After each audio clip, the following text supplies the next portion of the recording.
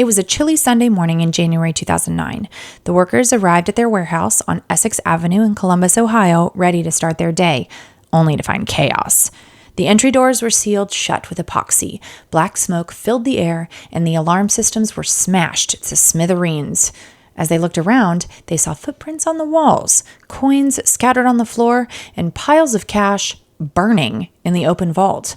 Light streamed in through holes on the roof, adding to the surreal scene. What the heck happened here?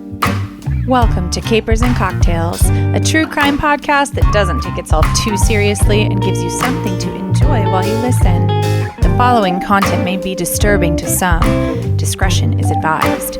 If you're enjoying one of our themed cocktails, ensure you're of legal drinking age and have fun, but drink responsibly.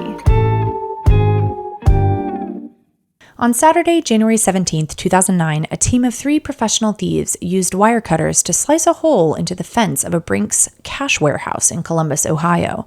The team climbed to the building's roof, and while one of them set up a cell phone jammer and cut the building's telephone lines, another worked to disable the security cameras on the roof. The men used some industrial tools to cut human-sized holes into the roof and used ropes to rappel down to the floor 2 stories below. I just feel like all of these people that we're talking about on Capers and Cocktails watched a little too much Mission Impossible. Am I right? All these heists with them straight rappelling down into the building. No wonder that's what happens in Hollywood. Art imitating life. Once inside the building, the team of thieves borrowed a forklift to move a Brinks armored truck away from the loading bay door, like they picked it up and moved it to another parking spot. Then they backed their own box truck all the way into the warehouse. They unloaded supplies from their truck and made their way to the vault door. A few of them started to use their safe cracking techniques to try and open the door, but it wasn't working, or at least it wasn't working fast enough. They quickly went to plan B. The thieves hauled oxygen tanks, acetylene torches, and a roughly 5-foot-long thermal lance over to the vault door and assembled this tool. Now, this is kind of a complicated thing, but maybe you can imagine it as a super hot fire sword that can slice through metal. Inside the lance, there are special rods that burn really, really hot when lit. This extreme heat melts the metal in front of the lance, making it easy to cut through. It is, in fact, one of the most powerful cutting implements on the entire planet. The lance also creates a shield around the hot metal, which is called slag, which helps keep the metal from cooling down too quickly and also protects the person using the lance from sparks and hot bits of metal. While 2 of the thieves assembled the lance, a third destroyed the surveillance camera system inside the building. Then they put the lance to work on the vault door. It did not take long for the thermal lance to cut a human-sized hole in the vault. But on the other side of the vault door, the $90 million in cash that was being stored there was a little closer to the door than thieves had anticipated. Having been exposed to extreme heat, the bills began to smolder. Smoke filled the vault extremely quickly, so the thieves grabbed a box fan to try and clear out the smoke, but instead increased the airflow and made the money start to burn even faster. And since things are starting to quite literally go up in flames in our story, let's just make our drink do the same, shall we? Even though this drink does involve beer, I'm actually really excited for it because, according to the creator, it tastes exactly like Dr. Pepper without actually having any Dr. Pepper in it. And my friend, I am the #1 Dr. Pepper fan. Dr. Pepper is king over here. Well, he's the doctor.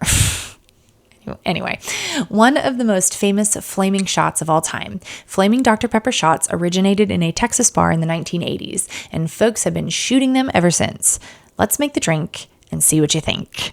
It's technically supposed to be drunk rather quickly, which I've never been good at, so lucky for you, I'm not putting that on camera for anyone to see. To make the cocktail, fill a pint glass halfway with a light beer. Pour 3/4 of a shot glass of amaretto liqueur into a shot glass. Carefully float the rum on top of the liqueur and light the rum on fire. Yes, light it up. Just a side note here, I was not able to get this thing to light on fire. I think it's because I couldn't float the rum very well, but the rum has to be on top in order for it to ignite. But I think it's kind of just for fun. you can still drink it even if you don't light it on fire. Once it's on fire or not, quickly drop the shot glass into the pint glass of beer and drink it up quick. For the mocktail, fill a pint glass halfway with light, non-alcoholic beer. Fill half of a shot glass with rum syrup and add a few drops of almond extract. You can't light this one on fire, sadly, no matter how hard you try, but you can drop the shot glass into the pint glass of beer and drink up quick. Back in the Brinks vault in Columbus, the team was starting to panic. Having made a billow for their flames in the form of a box fan, they needed something else to try and extinguish the flames. So they grabbed a nearby fire extinguisher and sprayed the inside of the vault down. Then they ran a hose through the hole to try to fight the flames with water.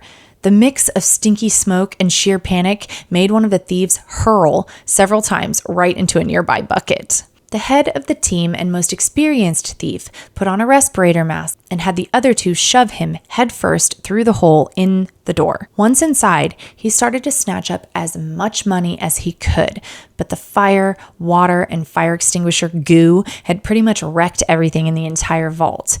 At one point, smoke made its way into his mask, and he thought, quote, "If I don't get out of here now, I'm going to die," end quote. The two outside the vault grabbed the one inside by the shoulders and hauled him back out. Not giving up without a fight, the gang decided to load up a bunch of pallets stacked with coins onto their box truck using the borrowed forklift. They also loaded up as many salvageable bills as they could, collected all of their equipment, and scattered bottles and cigarette butts they had collected from the local homeless encampment around the facility. The team then used epoxy to glue all of the building's exterior doors closed and drove off just before 8 o'clock a.m., ending up taking nearly $3 million. Yeah, they actually burned up a lot of the cash. Back home, the crew took money laundering to a whole new level, quite literally. They cleaned batches of the smoky cash in a washer and dryer, trying to turn dirty money into clean money. When Brinks employees were finally able to get into the epoxy-shut building and discovered what had happened, they called police. When investigators arrived, they were, a bit confused. On the one hand, this seemed like the work of professionals. They had cut the phone lines, jammed cell phones, and rappelled down into the building. On the other hand, they'd set all the money on fire. But the investigators also thought of something else immediately. This crime had the same footprint as another nearby crime that had been in the news in the Northeast: the theft of the New York Giants Super Bowl rings. Yes, everybody, this crime looked a lot, and I mean a lot, like the crime committed by Sean Murphy 8 months prior. So much so, by the way, that I, for a solid few minutes, thought I had already done this crime for Capers and Cocktails. And in fact, police reached out to the authorities working on the stolen Super Bowl rings case and spoke to a recently arrested informant who told police that he'd been told to perform recon on the Brinks warehouse earlier by the mastermind of both heists, Sean Murphy. Yes, Season 3's Sean Murphy. Less than a week after the crime at the Brinks facility, just before sunrise on January 23, 2009, 19 officers from the FBI, DEA, ATF, and state police gathered, and with them were officers from 5 local police departments. Some were headed to Sean's house, a small 2-bedroom home built in the 1850s, a mile away. Authorities surrounded Sean's house and stormed in, arresting Sean in his boxer shorts. The other 2 thieves, Joseph Morgan and Robert Doucette, were also arrested and eventually pleaded guilty to conspiracy and transportation of stolen goods across state lines.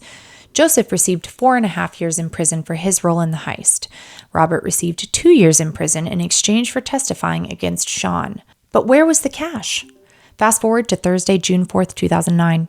Acting on information provided by the now cooperating Robert, authorities raided a storage facility in New Hampshire. Inside, they discovered the tools used in the Brinks burglary, as well as the stolen boxes of coins that Murphy had nicknamed the Wall of China for their stacked appearance. Among the findings were also burned cash, codenamed Kentucky Fried Chicken by Sean. Sean was offered a plea deal but declined, and his trial started on October 17, 2011. Sean chose to represent himself. Now, here on Capers and Cocktails, we absolutely know that this is a terrible idea and that you should never, ever do this. But even Sean's standby attorney, David Graff, believed that Sean knew what he was doing. He would tell the judge, quote, "He is one of the more intelligent young men I have ever met. He understands perfectly the rules of evidence and case law," end quote. During the trial, Sean questioned his weed dealer, one of the two witnesses against him. The dealer testified, quote, "I've only hung out with you and we smoked weed, and you told me because you like to run your mouth about how everything is," end quote. Sean tried to paint the case as holy as Swiss cheese to the jurors, but his efforts fell flat as they found him guilty on all counts. As sentencing loomed, Sean attempted to soften the blow by offering to consult for Brinks in exchange for help with the $1.2 million restitution that Judge Smith deemed he owed the company. However, Bruce Warner, head of Brinks' U.S. security operations at the time, swiftly rejected the idea of rewarding Sean for the havoc he had caused. Sean Murphy was initially sentenced to 20 years in federal prison, but this was later reduced to 13 years on appeal. While in jail, Sean worked out, watched General Hospital, which he'd been doing every day for 35 years, and enjoyed some Star Trek Voyager in the evenings. On Saturdays, he would listen to 3 hours of House of Hair, a hair metal music show.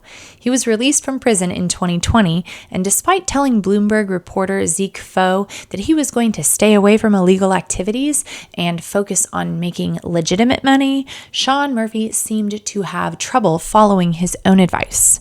In early March 2023, the 58-year-old was sentenced to 18 months in prison for, among other things, pretending to be a homeless veteran to solicit donations for a fake veterans charity outside a supermarket. Seems like he just can't seem to stay out of trouble.